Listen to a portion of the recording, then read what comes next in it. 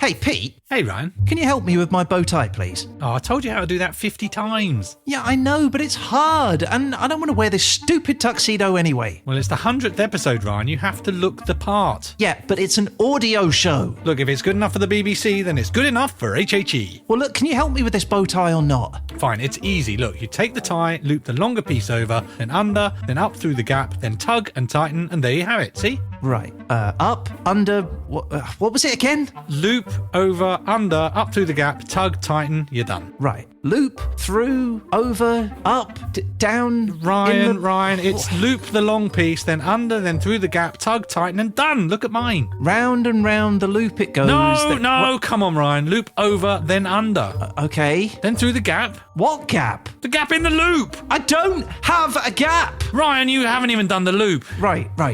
Yeah, loop. Then what? Loop again? Then under. Ryan, look, let me do it for you. You loop over like that. Right. Then under like that. Okay. Then up through the gap here. Right. Then tug. Okay. And tighten. Maybe tighten some more.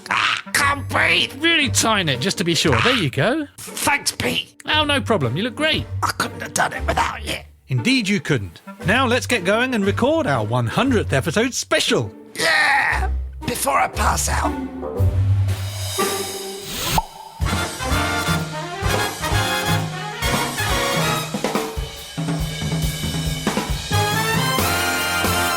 History happened everywhere.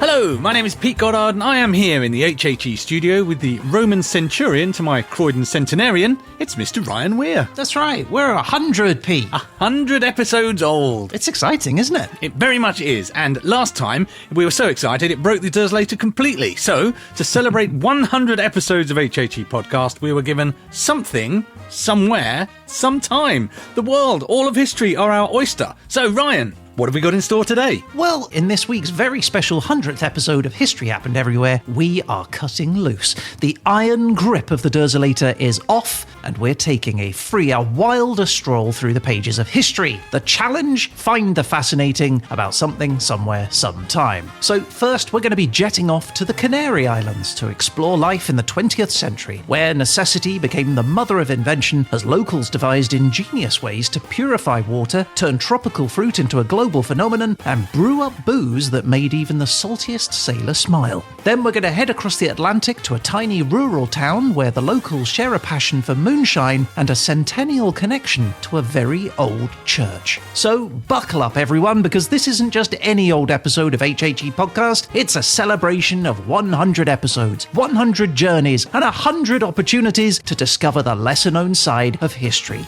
Welcome to the Ekatasto. Welcome to 420. Welcome to our 100th episode special! Hurrah!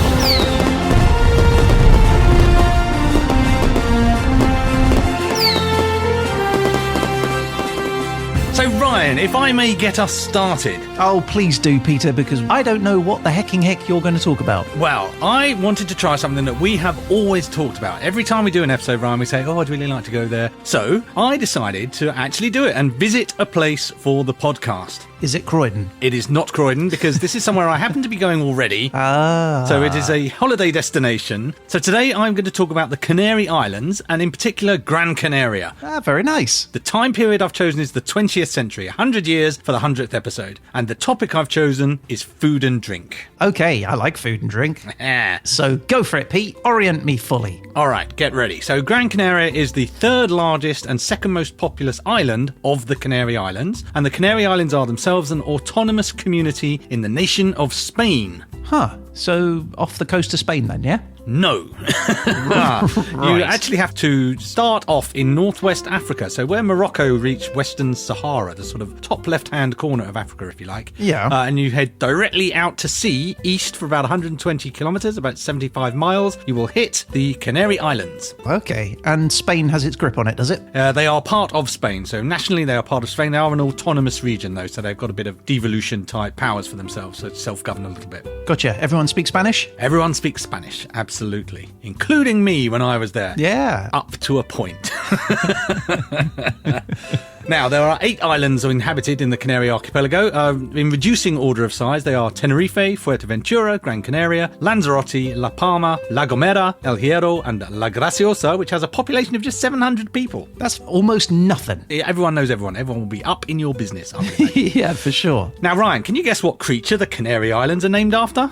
Is it the canary? It is not the canary. God damn it! You tricked me! I was lured into that. In actual fact, it's dogs, some claim. So people say it comes from Canarii Insulae, meaning island of the dogs, and our good friend Pliny the Elder claimed there were many dogs on the island. Huh. Well, how about that? Well, this is quite controversial because other people say, actually, when the Europeans arrived, there were no dogs on the island, so where were all these flipping dogs then? So now some people are saying maybe they were talking about sea dogs, i.e. seals from the area. Ah, very cool. But there's another theory, which is that the name came from the native Canarians' worship of dogs, possibly derived from the worship of Anubis in Egypt. What? That's a long way away. That's literally the other side of Africa. Well, yes, this is partly because of the origin of the original people in the Canary Islands, and these were originally Berber tribes living in Morocco, and they were named in Roman sources as the Canari people as well. Oh, well, there you go. That's got to be the origin, right? Feels relatively conclusive, I think. That's the one I'd buy, but other people believe the other ones. I'm going to back the Canari people version, though, I think. Yeah, me too. Hey, where do canaries come from, then, if not the Canary Islands? Good question. The Canaries are named after the islands. The islands are not named after the Canaries. Ah, this is all back to front and upside down. I'm so confused. Well, ironically, that means the Canaries are potentially named after dogs. What? Okay, my head hurts already. Don't worry, it gets more confusing later.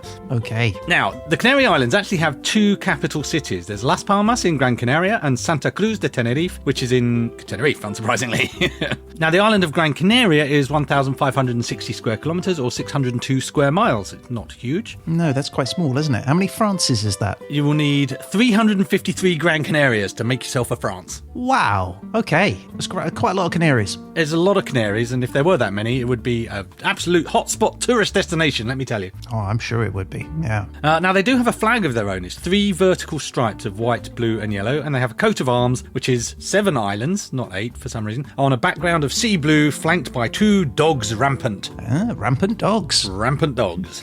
Now, Gran Canaria was a stopping-off point during the Great Age of Sail. So Spanish ships, as they were headed off to South America to do what they did best, would sail south, actually, to hit the Canaries before heading off west or southwest, because that was where the northeasterly trade winds could be caught, so it's a better sailing direction. It's like when planes go miles out of their way. It's actually quicker because of the winds, right? Yeah, exactly. Yeah, so that was an interesting fact. But then I discovered, in fact, there was one particularly famous visitor to Gran Canaria, one Christopher Columbus. I've heard of him. Yeah, he stopped off for a drink and a snack on his way to America. And a bit of a lie. Yeah, well, we all know what he was like.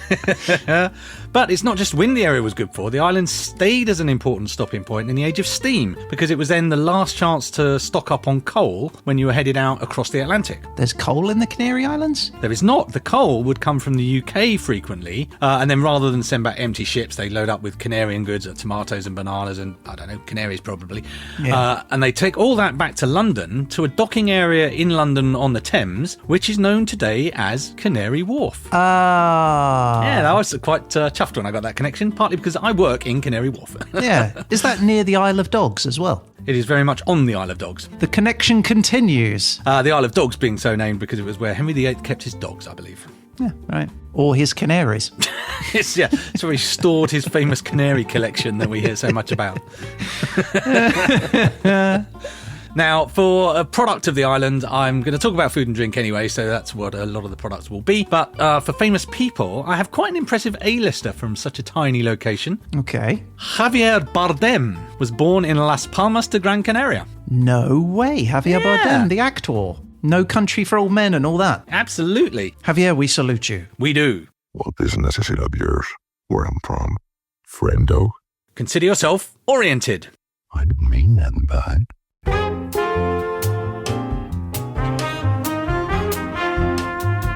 All right, Pete. Well, look, I'm fully oriented now. I know exactly where it is. So what I don't know, though, is its history. Well, let me do a whistle-stop tour of the history of Gran Canaria very quickly. This is going to be made relatively easier by the fact that for a very long time, the Canaries were not inhabited by humans. So, in fact, it wasn't until possibly around, numbers vary, but about 1000 BCE that the first, I'm going to call him late man, because he was later than everywhere else, really, he first arrives on the islands, and these were inhabitants who were called Guanches. Guanches. Now, our early Guanches, they would set themselves up and they lived frequently in caves. Oh, okay. So they would carve their caves out of the rock of the island, which was relatively soft. They were stone tools they were using. They didn't have iron and much in the way of sophisticated technology. And that gives me the word of the week, by the way, which is that meant they were troglodytes, meaning cave-dwelling people. Oh, is that what that means? Troglodyte? Yeah. I call you a troglodyte. You do, and I thank you for that. Now, the Guanches did leave some written symbols in stone, but they didn't keep a daily journal of their doings for future podcasters to rely on, so we only kind of know they lived and loved, and we've got some of their basic technologies and the stones they used to chip and cut and spear and catch. We know they ate crops and raised goats. We know, thanks to some rather clever archaeology, that they were specialist fisher people in some areas who would swim for their supper, and this was interesting because it's a distinctively abnormal growth of the bone in the outer ear canal, which is called auditory exotosis. So if you find a skull with that, this is a growth of bone that's caused by frequent and prolonged immersion in cold water. So it's often found in coastal populations where they spend a lot of their time diving for things. That's amazing. Good work, archaeologists. Yeah. Now, even from Roman times, the islands were known about, so they had visitors from abroad, really dating from the Romans. Portugal, Spain would come and visit from time to time. But it really kicked off in 1402 when who should decide to full-on invade but our good friends, the Spanish. Now, funnily enough, it didn't start out this invasion as a state enterprise. It was a private invasion by nobles from Spain seeking to get themselves a bit of riches. Yeah, I mean, I imagine there's quite a lot of that around the world, isn't there? Yeah, I would It's not imagine always so. nations. Corporations and businesses, they reach out and take lands for themselves. Yeah, but then the crown of Spain, who saw there was goodies to be had, went, oh, we're going to have some of that. And then it did, in fact, become a more general Spanish onslaught, as it were. And in fact, it was described in Wikipedia as brutal cultural and military clashes between the indigenous population and the Castilians, which actually lasted over a century because the indigenous Canarians would put up some formidable resistance. I guess they had caves to hide in. They did. Maybe they could hide underwater too, using their special water ears. Subaquatic natives. Well, it will not surprise you to learn that the native population was entirely, not necessarily wiped out, but certainly absorbed, and there's no indigenous communities left today, although there are traces of indigenous people in the local people. They lasted a long time, though. They held out for ages, 100 years, for not a massive piece of land. That's quite impressive. Now, in 1479, Portugal and Castile, Spain, signed the Treaty of Alcacovas, which settled the dispute between Spain and Portugal about who controlled what in the Atlantic, basically. And this stopped bickering and established Spanish control of the Canary Islands, and at the same time gave Portuguese the Azores, Madeira, and Cape Verde. Another instance of a bunch of men standing around a table with a map on it, divvying stuff up. Shall we invite one from the island? No. The Spanish introduced sugarcane, and we'll talk about that later, and what goes with sugarcane, a little bit of slavery. Various pirates were nipping at the islands. A Dutch fleet comes in 1599 to have a go. No one takes it over, though. The Spanish hold on. Even the British had a go. 1797, Tenerife was attacked by a British fleet under Lord Nelson. Nelson lost the battle. He lost almost 400 men, and he lost his right arm for his efforts. Oh, is that when he lost it? Yeah, he lost it in Tenerife. In the early 20th century, there was a lot of competition from sugar cultivators in the Caribbean, which meant the economy in the Canary Islands slowed down. You started to see mass emigration in the 19th century, the end and the first half of the 20th century, mostly to the Americas. And in fact, in the 50 years after 1840, up to 40,000 Canary Islanders emigrated to Venezuela. Wow. I mean, they went to other places as well, but that was just an example of quite how many people were on their way. Now, at the beginning of the 20th century, the British introduced a new cash crop, the banana, and I'm going to talk about that later as well. World War II came and went, but Spain was neutral through that conflict, so they managed to largely stay out of that business. But still, in the 1970s, interestingly, an independence movement grew up in the Canaries, and it was presumably to address this that Spain granted autonomy to the Canaries in 1982, giving it a devolved government and its own parliament, and as we've said, all the capitals it wants. Its economy is primarily based on selling sunshine, aka tourism, which makes up 32% of the GDP of the islands. And they get about 12 million tourists per year, including this year, me. Hey! I packed my bags and headed off for some winter sun, for the podcast, obviously, to study Gran Canaria. And was it lovely? It was blooming lovely. Marvellous place. Highly recommend. Glad you had a good time. I did.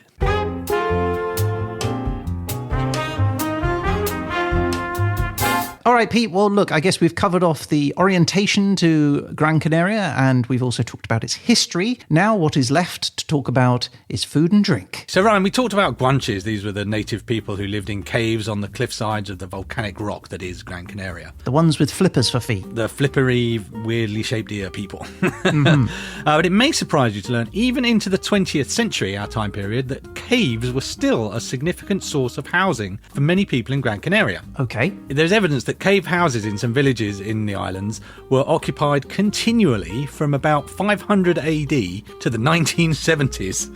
Wow, that's amazing. Yeah, it is. And originally the entire home would be the cave, and you would hollow out a rock face and put a door on the front, and bingo, you've got yourself a nice house. And then make little nooks for a bedroom and a little central living area. But then over time it would become more of a horizontal cellar, you might say. So you build a house on the front of your cave, so your front porch actually pretty much became a house, and your cave was a little back cellar almost. That's kind of cool. So I took myself on a visit to see some of these cave homes for my very self, and I took a visit to the Museo Etnográfico Casas Cueva de Artenara, where I met a lovely lady called Desiree, who gave me a few minutes of her time to tell us a bit about the caves. I'm Desiree Reyes Navarro. I'm the information tourist guide of the municipality of Artenara, located in the center of the island of Gran Canaria. And well, my job right now, I work in a museum as a tourist guide, but also a guide from the museum itself. And our labor is to spread out the culture of Gran Canaria, especially the area of Artenara that still preserves today a lot more than 600 cave houses. The museum that we have was one cave house until the 1995, habitated by a family. And right now, what we try to show you inside with all the stuff and donations that the people had voluntarily donated is how it looked like 50 years ago to build in a real cave house in the area. Wow. I've got to say, I'm loving the background noise too. That background noise is actually canaries. There's a big cage of canaries just across from where we did the interview. I was expecting dogs barking, but I'll accept it. It's good enough, isn't it? Certainly on theme. So as Desiree described, it's a cave house. The museum's a number of different caves that shows what living was like across different times, actually. But yeah, it was actually a house up until 1995. And I asked Desiree how this kind of cave living came about. They started to carve the rock in the area because it's a very loose and soft stone. And thanks to that, they managed to carve little tiny caves, but just for sleeping and storage. We need to remind the people that they were farmers, so their life wasn't in the caves. It was in the nature, with the animals, growing their own food to survive, and the caves were just to stay overnight, to preserve the good temperature and to sleep. All right, that makes sense. Just sleep in a cave. Just sleep. It's cool. You don't want to hang out in a cave. How much time do you want to spend in a cave? You don't want to be a caveman. You want to be out and about, let's face it. So, Ryan, we're talking about food and drink, though, rather than houses. So the first question that a cave-dwelling Canarian would ask themselves is, where am I going to get my fresh water from? Yeah, I'm thinking toilets, actually, but yeah, I'll accept that. Well, you need water in order to need the toilet later. So. True. The main source of water was rainfall, but you had to basically get your water from wherever you could. And it was also important that you made sure it was clean. So this brings us to the quite clever technology that they would use, which was, there's an example in the museum, which is a big volcanic rock bowl, which you fill the bowl with water, but because it's a porous rock, the water would filter through the rock, and then you'd put a jug underneath the bowl to catch your filtered water. So essentially a nature's Brita water filter, you might call it. I was picturing like a hot and cold stalactite. Yes, your hot and cold running drips are not available, I'm afraid.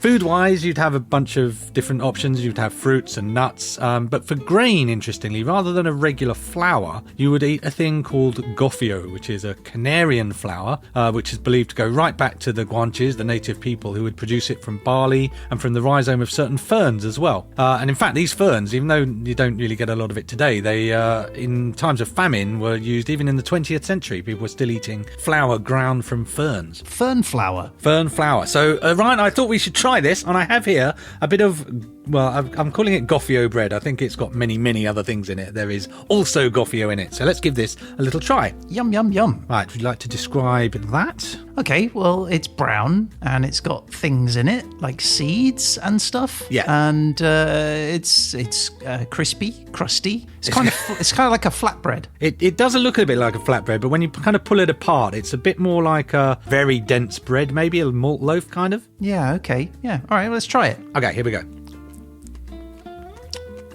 That is chewier than I was expecting. Super chewy. It's tasty, though. It's like figs almost. What would you have this with, just on its own? So they use the flour for a bunch of different things. I think they use it as a thickener in stews, so as just to smarten up the stews a bit. You can make bread from it. There's a dessert I had when I was out there that was Goffio as well. So anything you use flour for, really, you could use Goffio. Okay, cool. I like that. That was yum. Okay, so that's your cave living. But now we're going to skip forward a bit to a bit more industrial times, Ryan, and we're going to talk bananas. Of course we are. I mentioned, Ryan, that the British brought the banana to Gran Canaria as a cash crop alternative to the sugarcane that the Spanish had brought. Okay, why? Because the sugar was less competitive with the Caribbean markets, so you could get sugar elsewhere cheaper, but I guess it was well suited to bananas, and so over they came. All right, bananas it is. And as luck would have it, Ryan, there's a banana museum in Gran Canaria. Of course there is. Hacienda La Recompensa is a museum in the northeast of the island. Yeah. And I headed out there to learn about bananas from the lovely Cynthia. My name is Cynthia, and I work in the World of Bananas in Gran Canaria. So we have 6 hectares of banana plantation, and we have a museum talking about bananas, obviously. There's a lot of tourists that love the fruit, so they want to know more about the history and how they can grow bananas. Maybe they have some bananas planted in their house, so they want to know how to grow them. World of Bananas. World of Bananas. I honestly wasn't expecting much from World of Bananas, and I flipping loved it, Ryan. It was great. Were they tasty bananas? They were tasty bananas. So the Canarian banana was particularly tasty. It's believed to be a little bit sweeter than the regular bananas you might buy in the supermarket if you're not getting Canarian bananas in your supermarket. Are they straight bananas, curved bananas? Well, let's talk bananas, Ryan. So let me tell you a few things I learned about bananas from the museum. Please do. So firstly, every banana plant, and by plant I mean it's got one sort of trunk-like stem. Is it a tree? Is it a plant? It's technically a plant, I think. Okay. But it has quite a big trunk. They're quite tall, like 8 feet high and more. Right. But on one of those stalks, you only get one bunch of bananas. You don't have loads of bananas hanging off different branches. It's just one set of bananas coming off. Although in the wild, when they cultivate them, they have 3 stems that they let have. The sort of the oldest, they're 3 ages, generations almost of stems. So the first stem grows. Then when that's fruited, they cut it off, and then a second and third generation of stem grow. So they only have 3 to keep the banana plants quite separate. Okay. In the wild, you get up to 15 of those. So I guess a single plant would give you 15 bunches of bananas, but it would be a bit more difficult to manage in a sort of husbandry sense. I'd quite like to stumble across a wild banana tree. A wild banana tree would be amazing. I'm not sure there are that many wild ones left, but bananas are actually believed to originate in Papua New Guinea or somewhere around Indonesia, something like that. They made their way to Africa, spread in part by none other than Alexander the Great. He was a banana shuffler, no less. That sounds wrong. But the person who gave the banana to the Canaries was the same person who gave his name to one of the most commonly found bananas in the supermarkets of the world today. Yellow bananas. No. William Cavendish, the 6th Duke of Devonshire, he received a shipment of what we now know as Cavendish bananas in 1834. Oh, right. Okay. I've heard of a Cavendish, actually. A Cavendish banana, yeah. So most of the world's bananas now, and certainly that we see, are Cavendish bananas. His gardener actually managed to cultivate the plant in a greenhouse, although Cavendish gets us to name the banana, as ever. Yeah, of course he does. But yeah, subsequently plants were then shipped all around the world, including to the Canary Islands. That must have been a good day when the gardener came running in with his first homegrown banana. I wonder who was the first to make the "Let's go bananas" joke. I've gone bananas, Cavendish. Now, the Cavendish is a high-yield banana, so you get a nice big banana for your buck, and that is why they are now one of the most widely grown in the world. But it was not always so, Ryan. Okay, what? Well, let me tell you about Big Mike. Okay, who's Big Mike? Up to the 1950s, the most often grown banana was the Gros Michel, also known as the Big Mike. Oh, Okay. In the 1950s, though, that variety was struck by a fungus called the Panama disease that wiped out thousands and thousands of acres of bananas. And everyone said, oh, this is a problem. So they turned to the more resistant Cavendish banana. And now the Cavendish banana is the top banana in town. Wow, that's amazing. Now, you could argue that the banana itself wasn't the problem, it was the lack of diversity in the monoculture, and that is a lesson we have failed to learn because the Cavendish banana is now under threat from TR4, Tropical Race 4, another fungal infection. This is a problem if you like bananas. It is a problem, you've got to worry about your bananas, so there's races on now to try and genetically engineer resistant bananas. But there are other types of banana available, Ryan. Are there? Although I'm not sure how the economics of them work out. But the Banana Museum has at least 13 different banana varieties, and Cynthia told me about some of them. In particular, I was interested in the apple banana, the red banana, and the blue banana. Blue banana?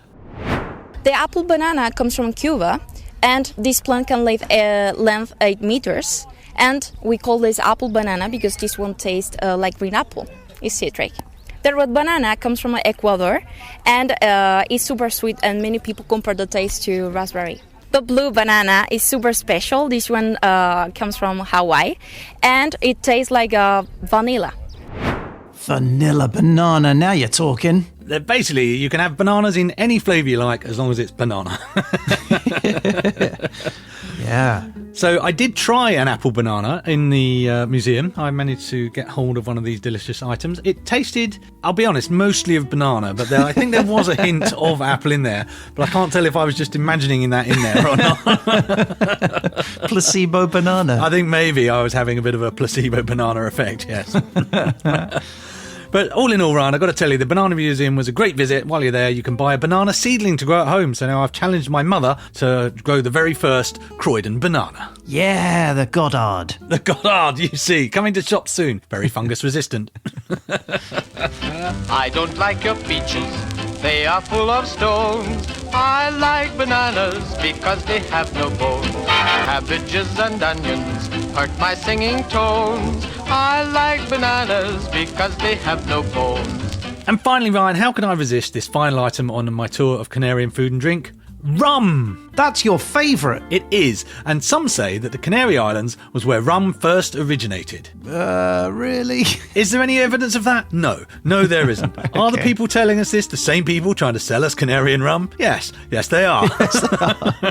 Okay. But, in fairness, the cane sugar was planted in this area way before it was taken to the Americas, and they did have monks who knew how to distill. Okay. So there is a plausible case to be made, but we don't really know who invented rum, but it's a nice thing to hang your rum distillery tour on, for sure. Yeah, for sure. Are we going to try some rum? Are we going to try some rum? Are we going to try some rum? Are we going to try some rum? I'm very excited to try some rum. We're here to learn, Ryan, not to drink. Oh. But whether it was there first or not, it was certainly developed there, and it certainly grew there, and it's still there today in a distillery called Arahucas Rum Distillery, which I felt compelled to visit. And there I met their director of communications, who generously gave me some of his time to talk rum. Yeah, rum talk! My name is Cesar Encibia, and I'm the Communication and Tourism Director from Destilería Sareucas. We are in Destilería Sareucas, which is a rum distillery that was founded in 1884. Actually, at the beginning, it was a sugar-producing company that also produced distilled rum, but the main business was for many, many decades was sugar. There's a big tradition, actually. All starts with the sugar cane. Actually, in the Gran Canaria, because the Canary Islands, it took a while to conquer all the islands. It was a long process. It took almost one century. But Gran Canaria, which is the island where sugarcane was planted for the first time, was incorporated to the Crown of Castilla in 1483. And 2 years later, they were already planting sugarcane because it was a big business at the time. The Portuguese were already planting in Madeira. There were some plantations, I think, in Valencia, in the mainland line of Spain, in Sicily, I think in Creta too, some in the north of Africa, and other parts of south of Europe. It was a big business. What they call it the white gold. In any case, it was a big business. They wanted to plant sugarcane. So for a while, first in Gran Canaria, and then in other islands too, Tenerife, I think La Palma and La Gomera, El Hierro too, they planted sugar and they produced sugar for a while. During 1.5 centuries, it was a great business. But the sugar cane was taken to America, probably from Christopher Columbus, from Gran Canaria to La Española, which is the Dominican Republic and Haiti today. Then he spread it all over the America, and after 1.5 centuries, we couldn't compete with the prices from America. So they stopped producing sugar in the Canary Islands, but they still cultivating sugar cane, but not in a big way. All right, well, gosh, it's quite a storied history for rum, isn't it? It is. And of course, the history of rum is intimately connected with sugar. So ask Cesar where they got their sugar from. We have a plantation not far away from here, and we buy from other farmers from the island. We've been buying from other farmers from the island in the last decades, and at the moment we have our own plantation, and we buy from a farmer from the south of the island. Okay, well, that's cool. I like that this is all an on-island industry. Yeah. So overall, just to recap, sugar rose in value, but then competition came in from the Caribbean, as we've mentioned. Sugar falls again, but this side effect of having a bit of rum in your sugar growing operation actually became the main event, and they opened up as purely a rum-making business, buying sugar and sugarcane juice from the local farmers. It probably helps that you've got a bunch of sailors arriving at your island every day, right? Throughput of sailors does indicate that rum might be a growth product for you, I think it's fair to say. So yeah, they opened their doors again to sell their rum, and now they are the single biggest rum distillery in the Canary Islands. And I did ask Cesar what made their rum particularly special. All the phases of the rum producing process add to the personality of the rum. The harvest, the fermentation is very important. Distillation also, but the distillation doesn't create new flavors and aromas. It concentrates what you already have from the raw material and from fermentation. And then the aging. Aging is also very important. The conditions of the aging cellars, the way you distill, the way you fermentate, how long did you fermentate, it also elaborates or constructs or builds the personality of the rum. We belong to the Latino or Hispanic tradition. There are three main traditions in rum: the French, the British, and the Hispanic or Latino tradition. And inside the tradition, there are many differences in each country. For instance, most rums are made with molasses. When you produce sugar, there's a liquid, a brown liquid with a lot of sugar, it's still called molasses. At the beginning, all rums were made with molasses, but eventually, in some places, they stopped being sugar producers or sellers. So it made no sense to produce sugar to get the molasses. So we started using, in our case, for instance, we started using the sugarcane juice. That makes a difference too in the taste of the rum. But Ryan, that's his version of why it's a good rum, but can we take his word for it, or should we try the rum for ourselves? We're going to try the rum. We're going to try the rum. We are going to try the rum. Now, Ryan, I'm not going to lie, I was rather hoping when I showed up to interview Cesar that he would lavish me with gifts of rum to win me over to be a positive advocate for his rum. So anyway, here's the bottle I bought. This is their 18-year-old rum, which makes it a bottle of booze old enough to drink another bottle of booze. Could you not get a 100-year-old one for us to try? They do have, actually, one that was, I forget the age of it, it was called Captain Kidd, I think it was. And it looked very nice, but it is not available for sale where I got it, because I had to get it in the airport. So this is what we got. This was the best I could find. Here we go. 18 years is no slouch, though, is it? That's a very evocative sound, wasn't it? Yeah, it's a glorious ambery, orangey colour. It smells like rum. And what does it taste like? Let's do it. Here we go, Pete. Here we go. Ooh. Yes, I think we do need it. That's lively but smooth. Smooth but lively. Perky. Makes itself felt. Ooh. You're not a big one for drinking neat, are you? No. Can we get some cola or something to mix with this? No. That is a sin. Ooh. Mum. What? Why do we keep repeating the last thing we say? Well, because we live in a cave. Well, so what? Well, that's what you do. It just seems inefficient, Mum. It's our culture. I hate caves. We all do. But your dad didn't involve fishes and dig out this cave just for you to complain about it, complain about it, complain about it, complain about it, complain about it. All right, sorry, Mum. Sorry, Mum. Sorry, Mum. Sorry, Mum. Sorry, Mum. Now, go clean up your bed cave. How many times have I told you? How many times have I told you? How many times have I told you? How many times have I told you? How many times have I told you?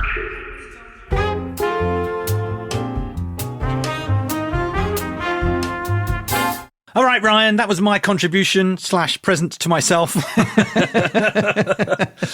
But now I want to know, what have you done? Where are we? Where are we going? What's happening? Please orient me. All right. Well, look, officially called Town of 100, but less formally known as 100, we are talking about a small town in Wetzel County in the top eastern corner of West Virginia in the United States of America. Mountain Mama. This is a rural, hilly area in the Appalachian region, which is both picturesque and rugged, with forested mountains and rolling hills and deep valleys and winding rivers. And country roads. And country roads, indeed.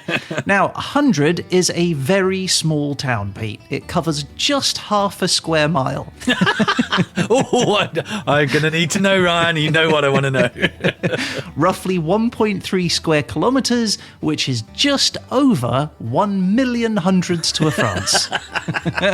Now, given its teeny size, it's no surprise to learn that it has a population of around 300 people. Wow, I thought my island was small, but you've trumped me there. I did. I went for the smallest I could find. Now, 100's economy is mostly driven by local small-scale businesses. Travel there and you're going to find McNeely's Machine Shop, Laurie's Cup of Joe Cafe, Alison's Pizza Subs, and more. Oh, more? What more could you want after a pizza and a sub? A bakery, a bank, a laundrette, and a dairy dream. All of these are catered to locals and a growing number of hikers who like to visit the town to walk the East Wetzel Trail. It's a short 2.2-mile hike, which, according to the town's website, offers a stunning view of the Appalachian foothills. Do stop off at Mary Sue's Dry Goods. Now, Protestant Christianity is the main religion, the black bear is the state animal, the sugar maple is the state tree, and the motto is "Mountaineers are always free." Yeah, quite right too. Can't catch them, can you? No, you can't. They're always running around doing whatever they like. 100 doesn't have a flag, sadly, but it does have a logo, which is our first, I think, in 100 episodes. It's a blue silhouette of the state of West Virginia on a gold background overlaid with white text that simply reads, "Town of 100" in bold uppercase letters. That graphic just over. Oh, my kid's done a logo, guys. Yeah. Now, it doesn't have an anthem, but West Virginia State does, so I'm going to use that. Composed in 1879 by Ellen Ruddle King and H.E. Engel, it's called the West Virginia Hills. All right. And it sounds a little something like this. Oh, the West Virginia hills, how majestic and how grand, with their summits bathed in glory like the Prince Emmanuel's land. This is terrific. I love it. Originally written as a love poem to the area, Ellen King said that she intended to capture the spirit of her cherished childhood memories. Later, it was put to music and became a popular tune, became the official anthem for West Virginia in 1961. It's great. It's jaunty. It is jaunty.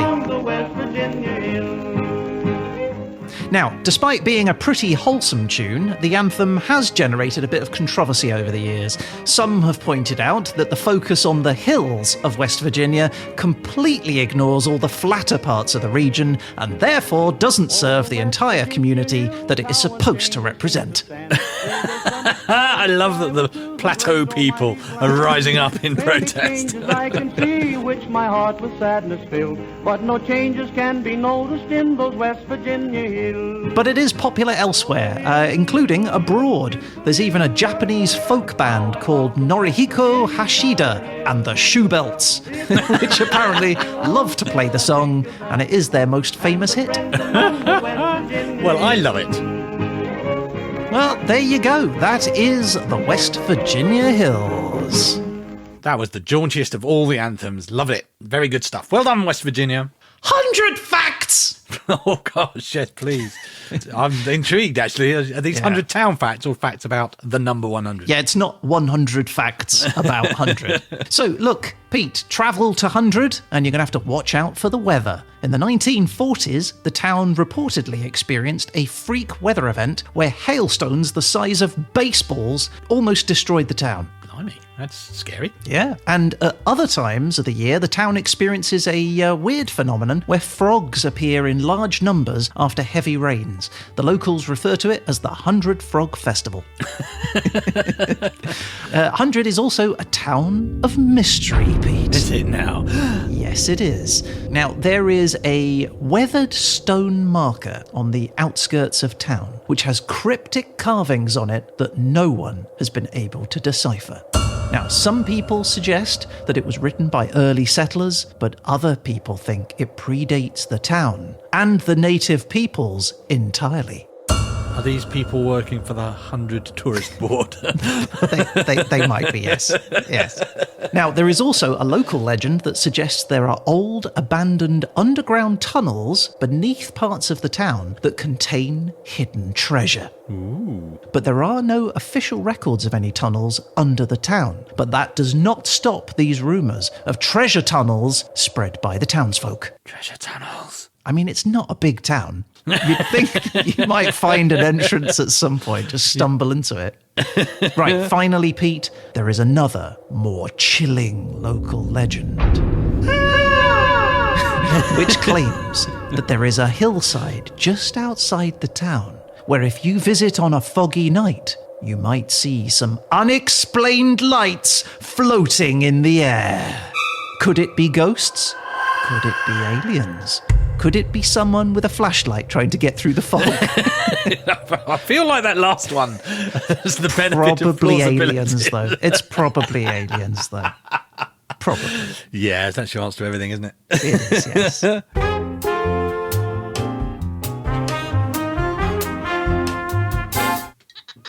Hang on. Just topping up the rum, Ryan. As you should. For the next section. You're going to need it. I'm interested. I'm actually genuinely interested about the history of the town of 100. Go. All right. So, around 480 million years ago... Oh, he's back to the start. I've got to tell the whole history.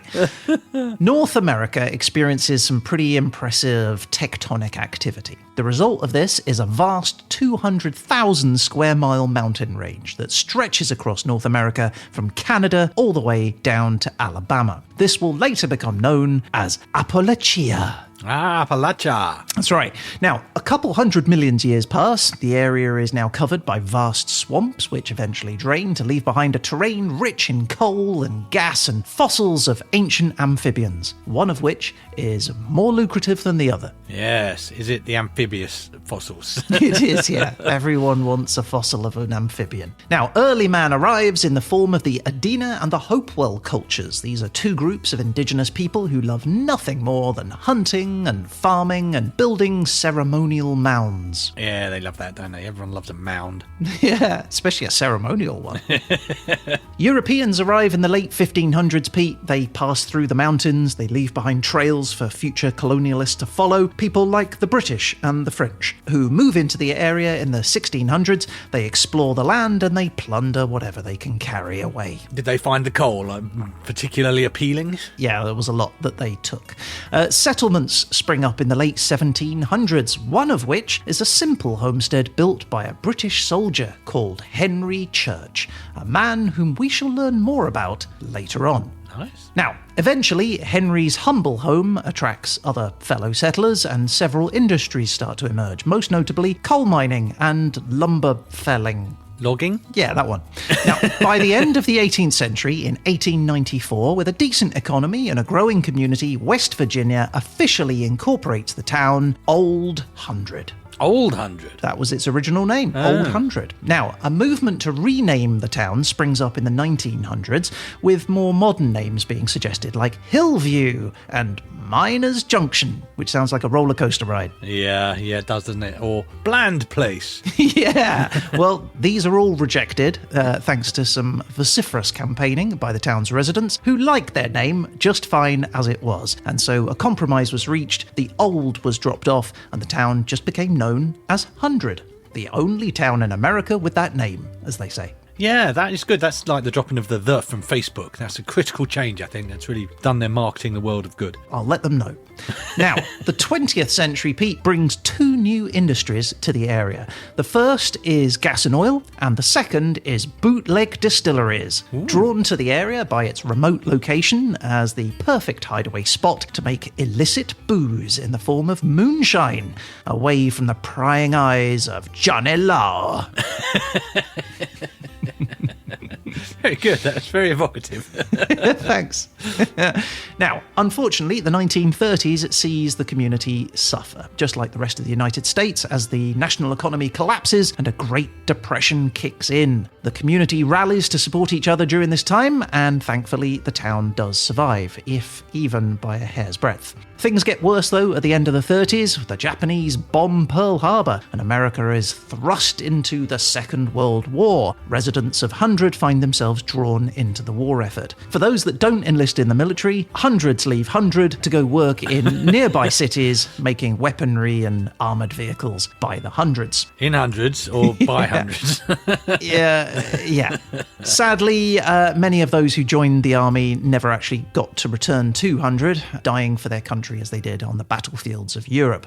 The town's population continues to decline, even to today. Young people, of course, choosing to leave the town, in part attracted by the brighter lights of the cities, but also to avoid becoming part of the statistic, which shows that 1/3 of the population has an average annual income below $25,000, which is well below the national poverty line. Ooh. And when we say 1/3, we're talking about 100 of the 300 in 100.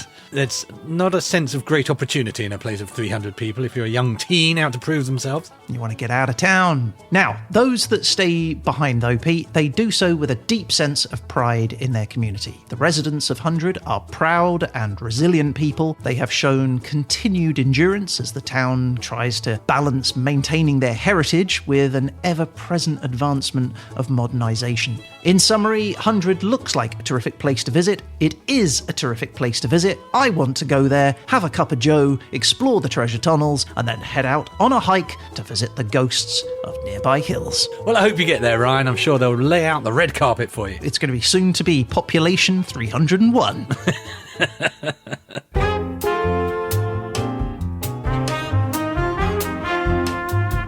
All right, Ryan, this was good. That was orientation. That was history. I feel like I'm kind of falling in love with the place. What have you got for me by way of interesting stuff? All right, look, in the history section, I told you about one of the earliest settlers to the area that would eventually become Town of Hundred. Henry Church? Very good, that's right. I was listening, paying attention. It was a guy called Henry Church.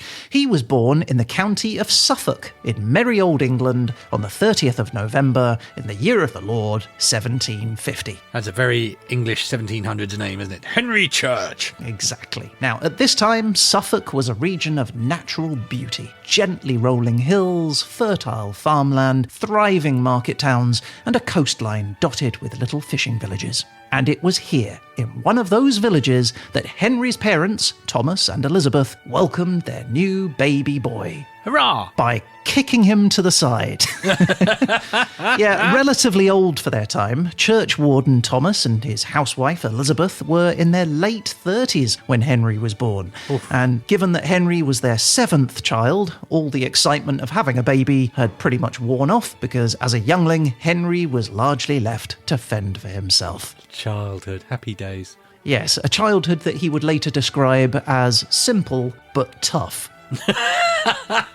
Enter that one into understatement of the week. Yeah, exactly. But it was perhaps the strength he showed in looking after himself, or a deep-rooted need for belonging, who knows, that led Henry, age 16, into joining the British Army. Ah, yes, for lonely boys everywhere. Exactly, yeah. It was a tremendous move for the lad, because almost immediately, Henry makes a fantastic impression on his commanders. Deemed, and I quote, trustworthy and reliable, Henry soon found himself posted as a member of King George III's personal bodyguard. Ooh. How about that? That good involves him protecting the monarch at ceremonies, guarding the royal residences, and travelling with the king when he makes those, royal appearances abroad. That's special forces of the day. Well, funny you should mention that, because several years later, having distinguished himself in the job, Henry was asked to join the 63rd Regiment of Foot. This is a new light infantry regiment that was quickly establishing a reputation for itself as the country's elite fighting force, known for their speed and their tactics and their ruthless aggression, essentially the special forces of the 18th century. Or were they able to fire an incredible rate of like one musket ball per 20 minutes or something? And so, fresh from duties guarding the king, Henry puts on a red coat trimmed with silver lace and he starts his training. Now, eventually, Henry becomes a specialist in agility. He was the guy that basically they sent ahead of the rest of the troops. He moved alone, scouting ahead, unsupported, in enemy territory, living off the land, moving silently, capable of striking quickly and with deadly efficiency. In a red coat. Yeah. So, guys, do I have to wear this? Nobody can see me.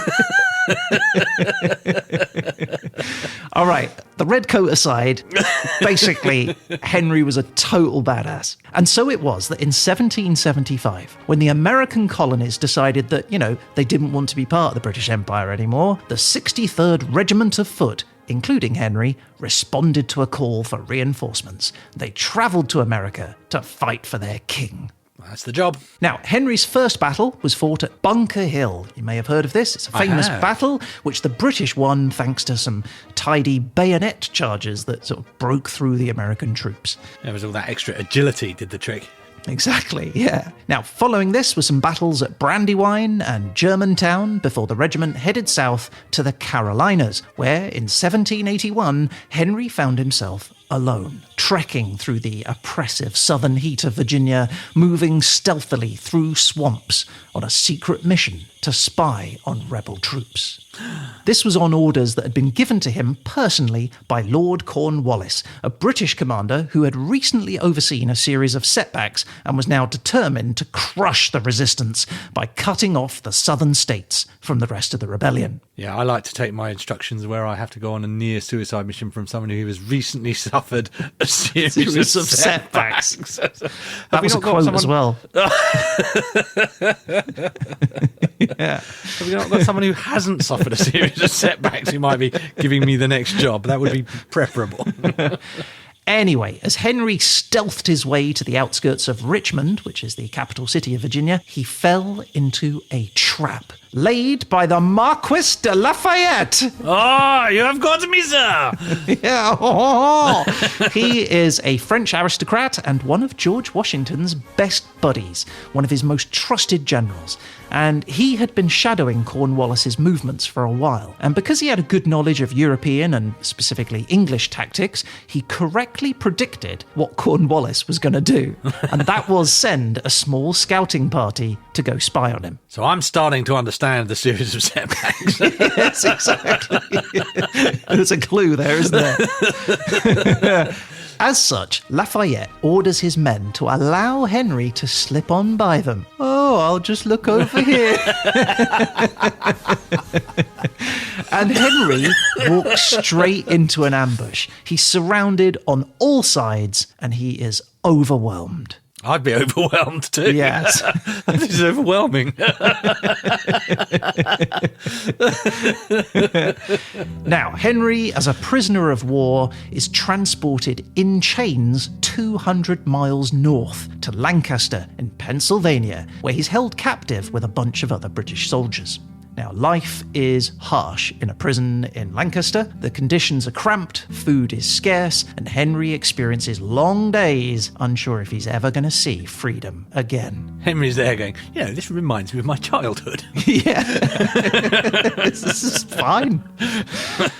But despite all the hardship, it was here in Lancaster that Henry's story takes an unexpected turn. Ooh. Because during his time in prison, Henry has the fortune of meeting some of the local townspeople. They are a Quaker community known for their love of peace. And oats. And oats, yes. Every day should start with Quaker oats. And nobody embodied this spirit more so than local Quaker woman Hannah Keane. Now, Hannah Keane saw beyond the uniforms of these imprisoned British men. She saw them as people in need of compassion and not persecution. And so she often visited the prison, bringing food with her and praying with the men and offering to send home letters that they'd written to their families. It was during these visits that Henry and Hannah formed a friendship, often sitting together and talking for as long as the guards would allow them. Henry would collect flowers from the prison grounds for her, and he even carved art into bits of wood as gifts to give to her. Inevitably, Pete, their relationship grew into a romance. Ooh. Bow, bow. That was a bit Seinfeld, wasn't it? And 2 years later, in 1783, as the war ended with the signing of the Treaty of Paris, Henry was finally released. Hurrah! Now, facing the choice of returning home to England or remaining in the colonies with Hannah, Henry decided to stay. Yeah, you got to go with a hot Quaker. You do. Now, they got married that same year, but they decided against settling in Pennsylvania. Instead, they filled a wagon full of supplies and they moved out west into the wild frontier. You've got to wonder whose idea that was. I'm guessing it wasn't Hannah's. No, Hannah's like, what, we're going where now? West. What's there? We don't know. It'll be fine. Now, they travelled through forests, over rivers, and they set up camp under the stars. Truly a romantic experience. However, it was also a grueling and challenging journey, filled with rough terrain, unpredictable weather, and the ever-present threat of animals, disease, and starvation. Ah, how do you like your holiday? It was grueling. And unpredictable. But eventually, Pete, having travelled over 500 miles, they found themselves in the forested hills of West Virginia. And it was there that Henry met a man who offered him a small piece of land in Wetzel County, charging him the cost of a flintlock rifle in exchange for the claim. Which he just happened to have back in the van. Yeah. Well, because I thought this, I'm like, well, that sounds cheap. But a flintlock rifle in the wilds of West Virginia probably would have been very important. Yeah, good point. Anyway, soon after, Henry builds himself a log cabin. Hannah clears the land for crops. Alone in the wilderness, they work hard to make ends meet. And eventually, they make their cabin into a homestead, even if that means being, and I quote, occasionally targeted by hungry packs of wolves. That's one for the negative column. On the plus side, lovely view. Especially when you haven't got a rifle anymore. Seemed like a good deal. The other guy's gone, I need the rifle, yeah. Now I see why he wanted the rifle. It makes sense now. Anyway, eventually their attention turns to making a family, and after some considerable, but presumably enjoyable effort, they record a massive haul of 8 children. One more than his parents. Hey, that's 2 he can ignore. 4 daughters and 4 sons, each son named after their father. Henry Charles, Henry Jr., Young Henry, and just Henry. Well, I'm sure that was never confusing. Yes, exactly. Now, side note, Pete, the tradition of the church family naming their children Henry doesn't stop there. In fact, many of the sons of Henry went on to have their own Henrys, naming them after Henry, to the point where there was such an oversaturation of Henry churches across the region that they would often just be given nicknames instead, such as, and these are real ones, Henry of Henry. not sure that's helping as much as they think. Long Henry. Of course. Short Henry. Funny Henry. Oh, you want to be funny Henry, surely. Well, unless it's funny in the old sense, Oh, like yeah, he's true. a little bit funny. Squirrel Henry.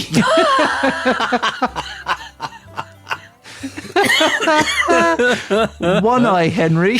Well, how did you get your nickname? and Henry Boiler, which I had to look up. And apparently Henry Boiler was so named because of his bad temper and love of whiskey. Oh, my Lord.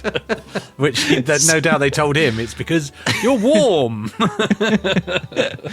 Anyway, all of this brings me to the point of my story, which is that as the church family grew, the country was growing too, and their remote homestead became something of a stopping point for weary travellers as they headed west. You know, somewhere that they could be welcomed with a warm meal and a safe place to rest. Now, some of these visitors stayed, a community emerged, and a small town was formed. As the years went on, Henry became a legend. Locals telling strangers about stories of Henry's time during the war, his time in prison, his time frontiering, his love for his wife, and his endurance as a frontiersman. Well, when there's 100 Henry churches and all of those stories get assigned to Henry Church, you can see it. That's true.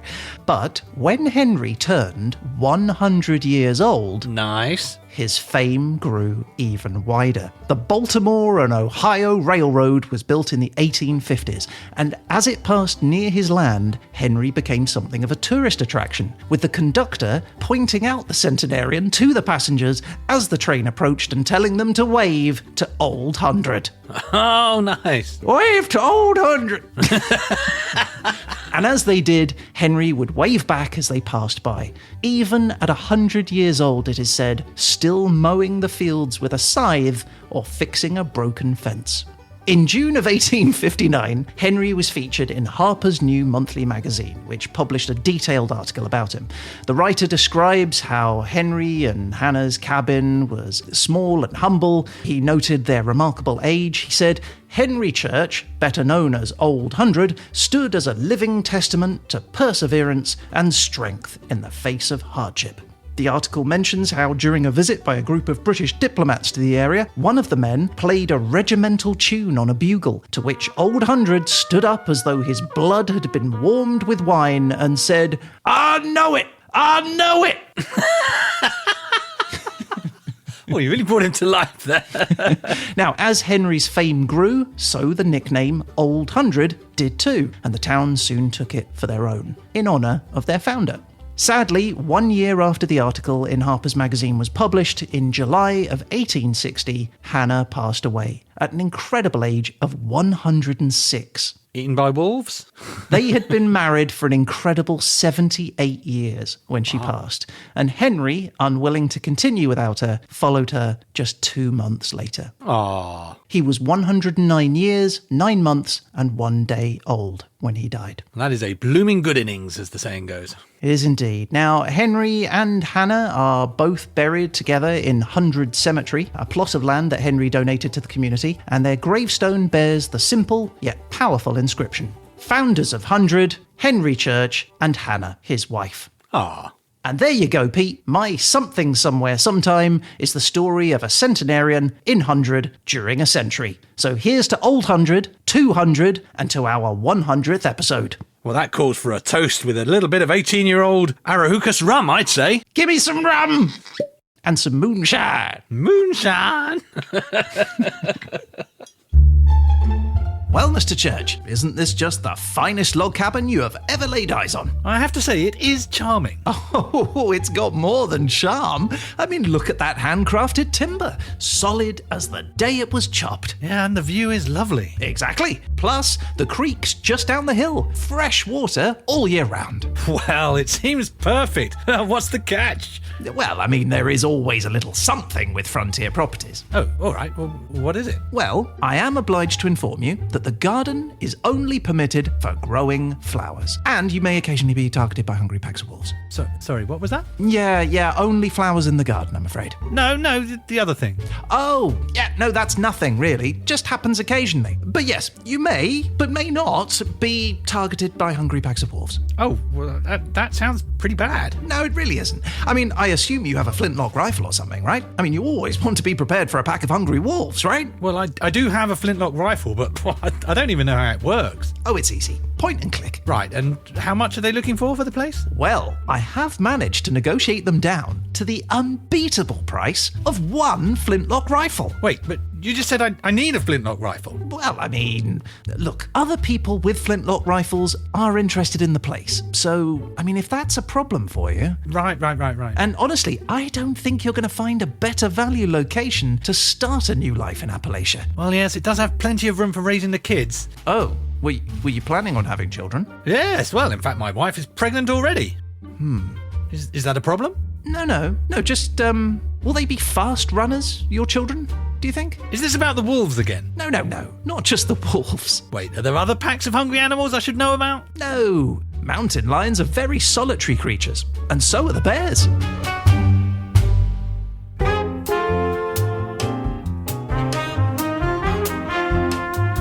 Well, Ryan, that was marvellous stuff. On theme, fascinating as ever, and you are great company, I must say, and I've thoroughly enjoyed having 100 episodes of fun with you. It's been an incredible journey, hasn't it, Peter? It truly has. Nevertheless, time marches on and episodes must be had, and to have an episode, first you need what, Ryan? You need a Derzolation. You do need a Derzolation. So, let's Derzolate our next episode, shall we? Are you ready? All right, I'm going to wheel it out. Here it comes. Okay, here we go. All right, Peter.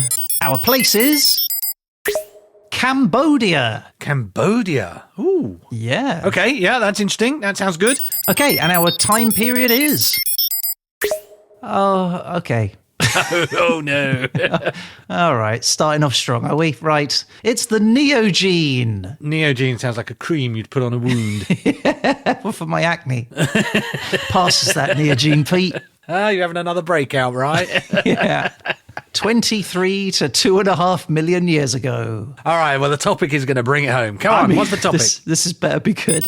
Okay, all right, and our topic is... Oh, God damn it! It's psychology. Right. I feel it's punished us for this last one. It has, really. I shouldn't have been so self-serving in my choices. All right. Well, episode 101 is going to be psychology in Cambodia during the Neogene. So tune in for that one. It's going to be there. I can promise you that. Oh, no.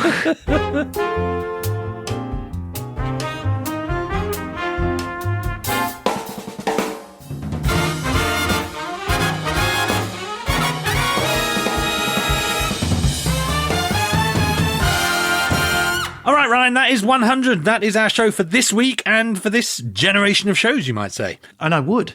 And you can. So thank you, everybody, for listening. If you've listened recently or you've listened the whole way through, we really appreciate you. We've really enjoyed doing the shows and we really enjoy any feedback you give us. So if you would like to get in touch about anything we've talked about, or if you just want to say hi or send us an expensive present, you can reach us through our website, hhepodcast.com, or email Pete and Ryan at hhepodcast.com. Yeah, that's right. We would love to hear from you. And you never know, you might end up featured on a future show. Also, if you're on Mastodon, Instagram, Facebook, X, or Blue Sky, you can find us at HHE Podcast. And if you subscribe to those, you're going to get an alert every time we post extra content. Facts we didn't use, photos from Pete's holiday, and other bits and bobs. Exactly. I will send you my snaps. We will, of course, be back again soon with... The Verdict. But until then, a huge thanks to Desiree, Cynthia, and Cesar. And, of course, huge thanks to you, Ryan. And a huge thanks to you, Pete. And that's it, I guess, for the 100th time. All that's left to say is... You've been listening to...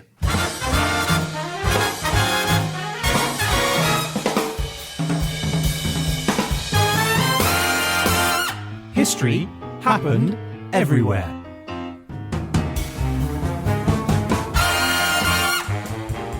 Hey, Ryan, Hey, Pete. You look very thoughtful. Yeah, you know what? I've just been thinking a lot about the past 100 episodes, and I think I've learned an awful lot about myself. Oh, really? What have you learned? Well, frankly, I'm a bit of an idiot. Oh, no.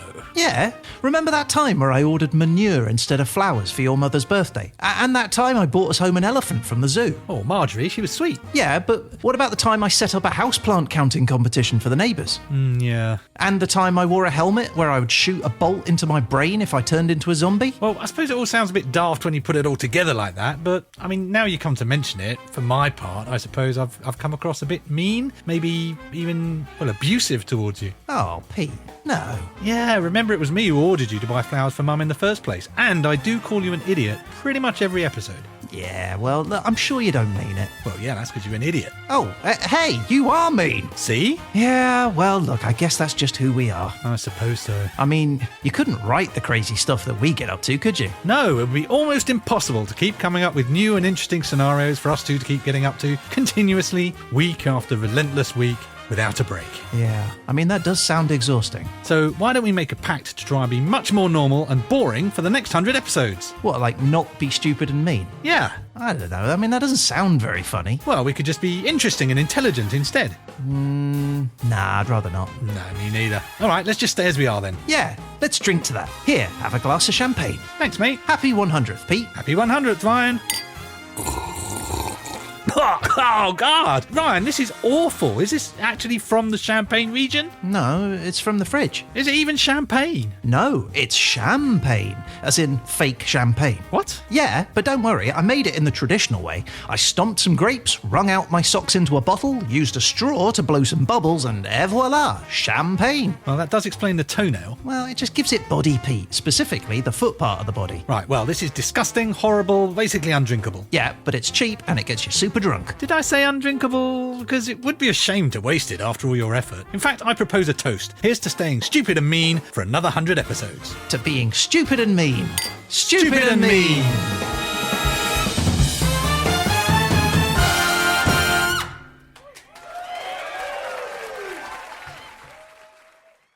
Pete, can I take this tie off now, please?